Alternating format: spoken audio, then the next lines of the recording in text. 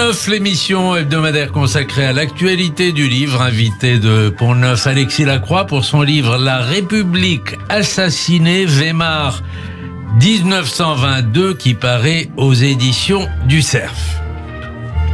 Alexis Lacroix, bonjour. Bonjour Shlomo. Alors, bonjour vous Steve. êtes germaniste, vous êtes historien des idées, vous êtes accessoirement directeur de la rédaction d'Actualité Juive. Vous ouvrez ce livre sur une description du Berlin des années 20. Berlin, cette métropole sans temps mort, dites-vous. Vous savez que c'est toute révérence gardée le slogan de la ville de Tel Aviv aujourd'hui. Mais oui, une ville sans temps mort. Ceci n'est pas sans lien, parce que de toute façon, il y a eu aussi un transvasement historique. On y reviendra peut-être. Oui, beaucoup de juifs d'une partie de la germanité vers Israël et puis vers les États-Unis aussi. Alors c'est vrai qu'il faut se représenter cette espèce d'effervescence très électrique du Berlin des années 20. On les appelait d'ailleurs à l'époque, on les appelait les années folles, pendant qu'on les traversait, d'abord sur le plan culturel en réalité. C'est-à-dire que la caractéristique du Berlin de cette époque-là, au moment de l'installation de la première République démocratique allemande, qu'on appelle la République démocratique de Weimar en 1919, c'est que Berlin devient un des cœurs battants de la culture européenne, au détriment d'ailleurs de plus anciennes capitales, et notamment de Vienne. Il y a un transfert d'influence à l'intérieur du monde germanique, et j'allais dire tout ce qui se fait de plus chic dans le monde culturel germanophone, issu d'ailleurs de la Bohème, issu de l'Autriche, etc., issu de la Bavière, afflue en masse vers Berlin. Et d'ailleurs, un Viennois emblématique, comme Arnold Schönberg, décide même de s'installer à Berlin en 1924. Donc il y a un transfert d'influence à l'intérieur du monde germanique. Et au fond, on peut dire que dans ce moment-là, vous avez l'émergence d'une sorte d'éclat, de rayonnement de Berlin, à l'égal de ce que fut le Paris de la Troisième République commençante, ou Londres au XIXe siècle avec Disraeli. Alors vous ramenez à la mémoire une page décisive dans la montée du nazisme, c'est le 24 juin 1922, il y a bientôt 100 ans, Walter Rathenau était assassiné par un groupe d'extrême droite. Alors, vous faites un portrait très élogieux de Rathenau, l'aristocratie de la conscience, disait de lui le grand rabbin d'Allemagne, Léo Beck. On peut dire qu'il était saint-simonien, socialiste et anti-bolchevique, dites-vous. Alors voilà, et c'était donc le ministre, au moment de son assassinat, donc en 1922, par un groupe d'extrême droite, on va y revenir, qui s'appelait Konsul, auquel participait notamment un écrivain comme Ernst Salomon.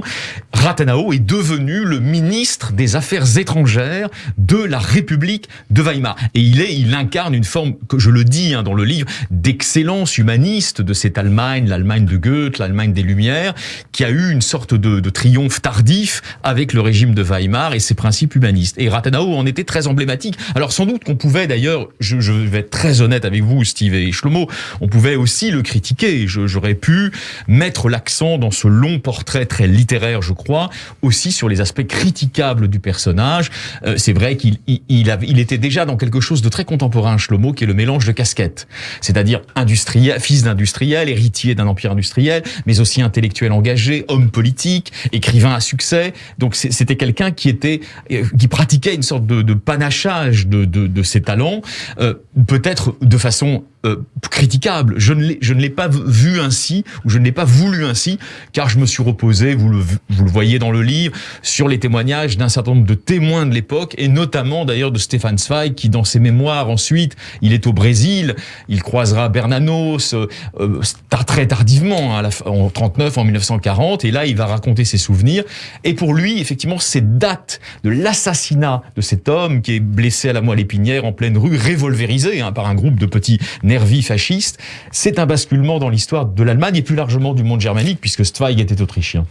Et ce qui est très intéressant dans votre livre, c'est que on voit le terreau dans lequel a germé le nazisme. Rathenau n'était pas d'ailleurs la seule cible, il y en avait beaucoup d'autres. Il y a eu toute une série d'attentats qui ont pavé la voie à ce qui se préparait. On peut dire, si vous voulez, que aussitôt né, la République a fait l'objet d'un assaut anti-républicain particulièrement violent, assaut concerté. D'ailleurs, il faut dire les choses comme elles sont historiquement. On y reviendra, si vous voulez, Steve et Shlomo, mais assaut concerté, aussi bien de l'extrême droite en cours de formation. Alors, nous sommes à une époque où le parti nazi n'existe pas, Shlomo, d'une partie de la droite nationale qui en voulait à Rathenau d'être aussi l'un des hommes par qui s'appliquaient les dispositions particulièrement rigoureuses du traité de Versailles, mais aussi de l'extrême gauche. L'extrême gauche communiste n'a jamais lâché, si vous me passez l'expression, la République parlementaire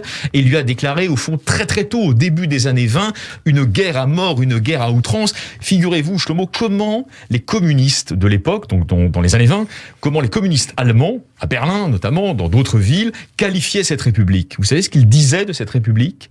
Ils disaient que c'était une République fasciste.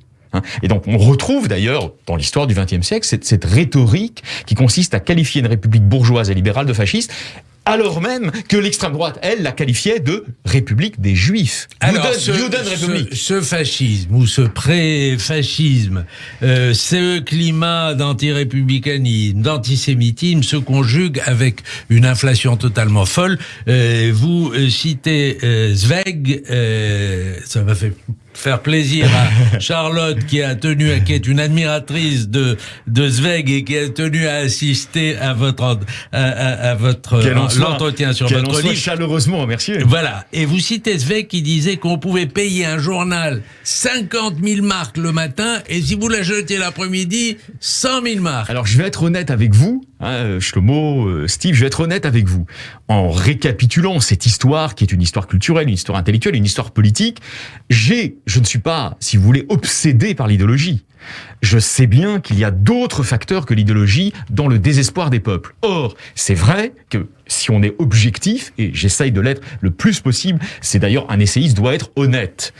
Une partie de l'extrémisation du peuple allemand pendant les années 20, une partie, au fond, de sa brouille de plus en plus définitive avec les principes républicains, ne vient pas uniquement de l'agitation idéologique, ne vient pas uniquement des ligues factieuses d'extrême droite ou de l'hostilité du Parti communiste à la République. Il y a un facteur économique. C'est incontestable. La hausse des prix que nous connaissons d'ailleurs aujourd'hui plonge de nombreux Français dans le désespoir. Je ne fais pas de comparaison, mais lorsque l'on ne peut plus boucler ses fins de mois, lorsqu'il faut une brouette, comme c'était le cas dans ces années-là, pour transporter exactement, 1923-1924, la monnaie en papier. Vous pensez bien que le discours anti-système, entre guillemets, des extrêmes, va trouver immédiatement un écho décuplé et déflagrant. Et c'est ce qui s'est passé, naturellement, dans le contexte de cette inflation galopante non maîtrisée. Il y a quand même plus d'1 million de personnes aux obsèques de Rathenau. Il y a d'ailleurs Einstein qui est présent. Albert Einstein qui est présent aux obsèques. C'est la preuve quand même que la République, dans un premier temps, résiste. Oui, en réalité, vous allez avoir une séquence qui va durer, au fond, 4-5 ans, à partir de 1922, en dépit du saisissement de cet assassinat politique, qui n'est pas le premier d'ailleurs, il y aura toute une suite d'assassinats politiques visant un certain nombre de personnalités, juives ou pas, mais qui sont les emblèmes de cet humanisme républicain et démocratique qui est haï par les extrêmes. En dépit de cela, les institutions de la République vont tenir. Mais vous savez, il y a souvent une disjonction, Shlomo, dans l'histoire.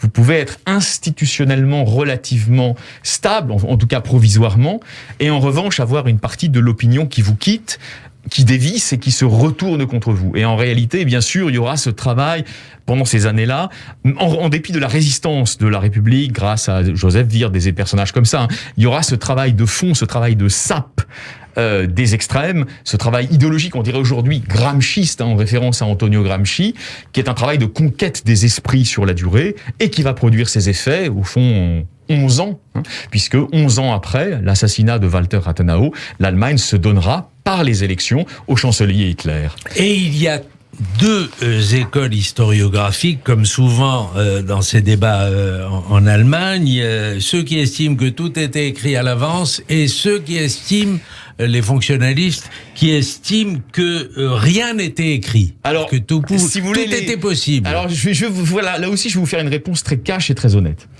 Les intellectuels, notamment les intellectuels français, ont une passion de l'idée. Je l'aime moi aussi d'ailleurs, sinon je ne ferais pas ce genre de livres, je ferais des livres qui racontent le quinquennat d'Emmanuel Macron. Bon, si j'avais pas de passion pour les idées. Mais il faut se méfier.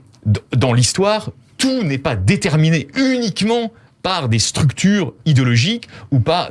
Tout n'est pas, si vous voulez, pour parler comme Michel Foucault, tout ne relève pas d'archéologie structuraliste, idéologiquement décryptable. Il y a aussi une part d'imprévisible dans l'histoire. Et je pense que de ce point de vue-là, l'école que vous appelez, entre guillemets, fonctionnaliste, c'est-à-dire qui défatalise l'histoire de ce naufrage de la République, est une école qui en fait a raison.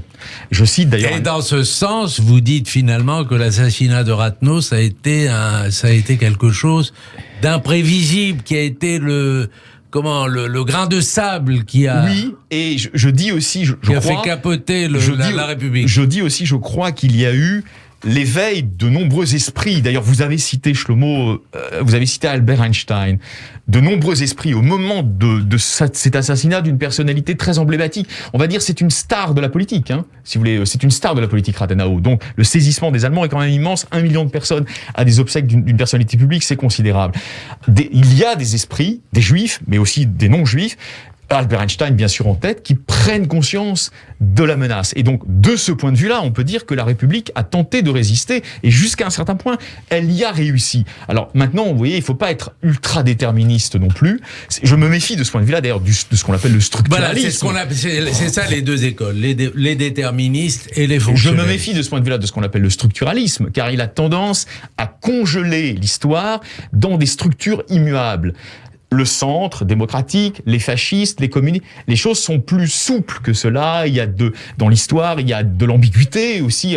Kundera dirait de l'ambiguïté romanesque, et j'essaye peut-être de restituer aussi à cette époque son ambiguïté. Alors comme on dit aujourd'hui, sa complexité. Je crois que Weimar pouvait survivre. Il eût fallu pour cela qu'un certain nombre de décisions soient prises, de décisions intellectuelles, etc. Et il aurait fallu aussi que la République puisse nouer des alliances extérieures. Dites-vous bien que nous sommes dans un contexte global qui a son importance, naturellement, où ce qu'on n'appelait pas à l'époque le national-populisme est en pleine ascension dans l'ensemble de l'Europe. Et c'est aussi la Troisième République qui est de l'intérieur, qui est au fond la complice de Weimar. Il y a les mêmes principes humanistes, maçonniques, etc. Et de l'intérieur, elle est secouée aussi par une lame de fond anti-républicaine extrêmement forte. Ça donnera ensuite les manifestations du 6 février 34, par exemple. Question de Steve. Alexis, comment a été perçu cet épisode par la France de 1922 ? Le président du Conseil s'appelle Raymond Poincaré. Est-ce qu'on s'inquiète de la montée en puissance des extrêmes et du climat socio-économique très fragile, très volatile chez le voisin allemand ? Je reconnais là votre sagacité. Vous me posez une question à laquelle je ne réponds pas dans le livre, et donc je vais improviser une réponse en essayant de vous dire quelque chose qui ne soit pas inexact. En 1922, cet assassinat, c'est vrai, terrifie le monde quand même. Mais je crois qu'en 1922, très sincèrement, dans la France de 1922, personne ne prend véritablement au sérieux la menace que constitue la droite nationaliste et l'extrême droite allemande, d'autant que le caporal Hitler n'est pas encore connu. Et dites-vous bien, et ça c'est quelque chose qu'on devrait s'appliquer même à la réflexion politique pour aujourd'hui. Oui, on est en 22, il n'y a pas... Oui, mais nous sommes des journalistes. Il n'y a pas encore la véritable montée du nazisme. Nous sommes des journalistes, certes un peu à la Raymond Aron, mais nous sommes quand même des journalistes. Et donc nous voyons bien qu'à chaque époque, il y a un retard à l'allumage dans la prise de conscience des dangers. Et donc une partie de la bourgeoisie française, je ne le dis pas dans le livre, mais j'aurais pu le dire, une partie de la bourgeoisie française dans les années qui vont suivre, au fond, elle est pour cette révolution conservatrice anti-weimarienne, anti-républicaine. Elle est pour ça. Et pourquoi elle est pour ça ? Parce qu'elle pense que, au fond, les fascismes sont une solution. Faut pas se leurrer. Elle est profondément imprégnée d'antisémitisme. Donc tout ce qui peut concerner, au fond, l'antisémitisme en Allemagne lui apparaît comme étant, je dirais, un moindre mal, excusable. Et puis surtout, elle ne perçoit pas la logique historique qui se déploie et qui mènera à une catastrophe absolue pour l'Allemagne et donc aussi pour l'Europe. Alors on va parler de Raymond Aron parce que c'est une figure qui passe dans le livre, mais il y a un chapitre consacré à Thomas Mann qui a été un des premiers à se dresser contre le nazisme et dont vous faites avec Cassirer, le philosophe kantien Cassirer, et avec d'autres une illustration de l'esprit de Weimar. Oui, totalement. Alors, dites-vous bien, Thomas Mann, c'est un grand bourgeois. il est né, je crois que je l'écris comme ça, dans la ouate des archi-privilèges. Donc c'est quelqu'un qui, au fond, on dirait aujourd'hui, il est déconnecté, il est hors sol, il ne se rend pas compte des réalités politiques. Et d'ailleurs, il a théorisé cette espèce de côté hors sol en disant « je suis un apolitique ». Il se définit comme un apolitique, vous savez, Shlomo. Mais quand même, il n'est pas fou. C'est-à-dire, il a beau être, si vous voulez, dans une sorte de retrait civique, il est saisi lui-même d'effroi par ce qui arrive, notamment à Walter Rathenau, et puis ce climat général, vous voyez, de légitimation de la violence qui va se déployer à partir de 1922, le révulse profondément. Et donc, en réalité, vous allez avoir une évolution. Il part on va dire, d'un conservatisme national allemand bon teint, teinté de romantisme, d'ailleurs, de critique romantique de la société moderne et de la démocratie. Il n'aime pas la démocratie, c'est la plèbe pour lui, c'est les masses, il n'aime pas ça, etc. Mais il va tout de même se rendre compte, et donc je raconte cette évolution sur une décennie au fond, que s'il ne défend pas le régime, j'allais dire apparemment très banal, apparemment très trivial, de cette république parlementaire, eh bien c'est la civilisation allemande entière qui va s'effondrer. Et c'est vrai qu'il faut saluer cette lucidité, le moins qu'on puisse dire, et que tous les Allemands, tous les intellectuels allemands n'eurent pas cette lucidité. Et le livre s'achève sur la figure de Raymond Aron, qui est en Allemagne dans la fin des années 20, comme beaucoup d'intellectuels français, c'est un passage obligé. C'est un Raymond Aron en culotte courte, si vous me passez l'expression, oui. Il a 25 ans. Il a 25 ans.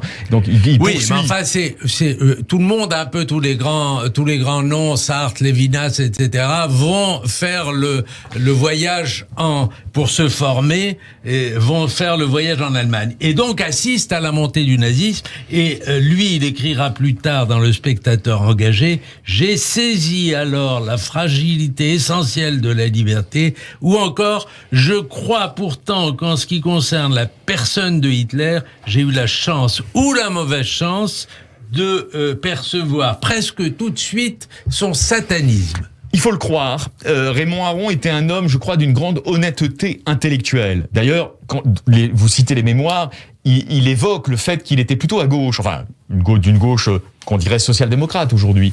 Mais au fond, il avait une affectivité de gauche. Et donc, quand il va là-bas, quand il fait ses études, d'abord à Cologne, ensuite à Berlin, sous la direction d'un professeur qui est resté célèbre, Léo Spitzer, vous voyez, il va se rendre compte qu'effectivement, il y a ce climat de violence, de légitimation de la violence, qui est un climat absolument horrible. Et il va prendre conscience, et c'est vrai qu'encore une fois, c'est pas le cas de tous les intellectuels français, loin de là.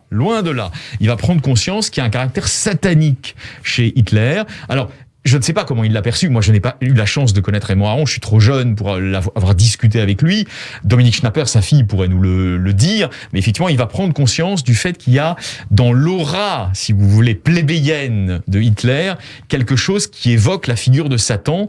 C'est tout à son honneur, vous voyez, d'avoir eu cette clairvoyance. C'est tout à son honneur aussi, comme homme de droite, car il fut après un compagnon du libéralisme politique, il était au Figaro, d'avoir fait cette critique, et on aimerait bien d'ailleurs qu'un certain nombre de gens de droite aujourd'hui la fassent, la critique de ce qu'on n'appelait pas à l'époque le populisme de droite. Il parle d'une révolution de droite. Et je peux vous dire que les pages de lui que je cite sur l'essence d'une révolution de droite font froid dans le dos. La révolution de droite en Allemagne n'a rien à envier par sa violence à ce que fut la révolution bolchevique en URSS à la même époque. Alors vous êtes un excellent germaniste, personne ne peut vous égaler dans ce domaine, et un très bon et un non moins excellent historien des idées, mais on retrouve ici et là dans le livre, à différents moments, une tentative de plaquer la République de Weimar sur l'époque que nous vivons.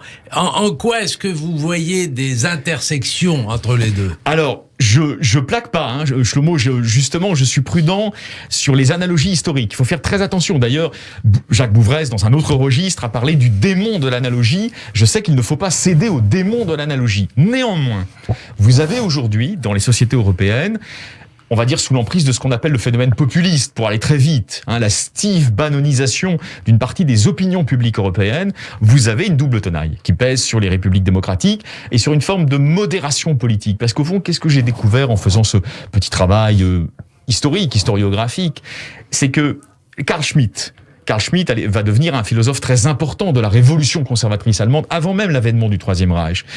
Qu'est-ce qu'il a compris au fond de la démocratie ? Il a compris de la démocratie que la démocratie qu'il prône, lui, elle doit être extrémiste. C'est-à-dire que la souveraineté populaire ne doit connaître aucune limite. Or, si vous faites une analogie avec aujourd'hui, que nous disent les messieurs Orban, les messieurs Poutine, les amis du dictateur Poutine, du boucher de Kiev qui est Poutine, que nous disent-ils? Ils nous disent, mais la vraie démocratie, c'est une démocratie qui fait fi des médiations politiques. C'est une démocratie qui met la souveraineté populaire au poste de commande, sans aucune limite juridique, sans aucune limite relative aux droits de l'homme, etc. Donc vous avez la même tentation, au fond, aujourd'hui, dans une partie de l'espace public contemporain, de dire que la démocratie pourrait, en quelque sorte, s'émanciper de l'état de droit, des limites que l'état de droit. Or, toute la lutte de Weimar va être contre des gens qui ont une conception de la démocratie qui n'est pas la conception de la république démocratique fondée sur l'état de droit, mais la conception d'une souveraineté sans limite du peuple. Cette souveraineté sans limite du peuple, par parenthèse, elle aboutira ensuite au culte du peuple allemand, tel que le Troisième Reich va l'ériger à partir de son arrivée au pouvoir. Merci Alexis Lacroix, c'était La République assassinée, Weimar 1922, et c'est paru aux éditions du Cerf. Pas encore tout à fait paru, mais c'est ça jeudi va prochain. paraître dans les c'est jours jeudi qui prochain, voilà. Oui. Donc on est juste un peu en avance, mais c'est très bien. Mais c'est bien d'être en avance. Formidable. Et vous avez été formidables tous les deux. Merci.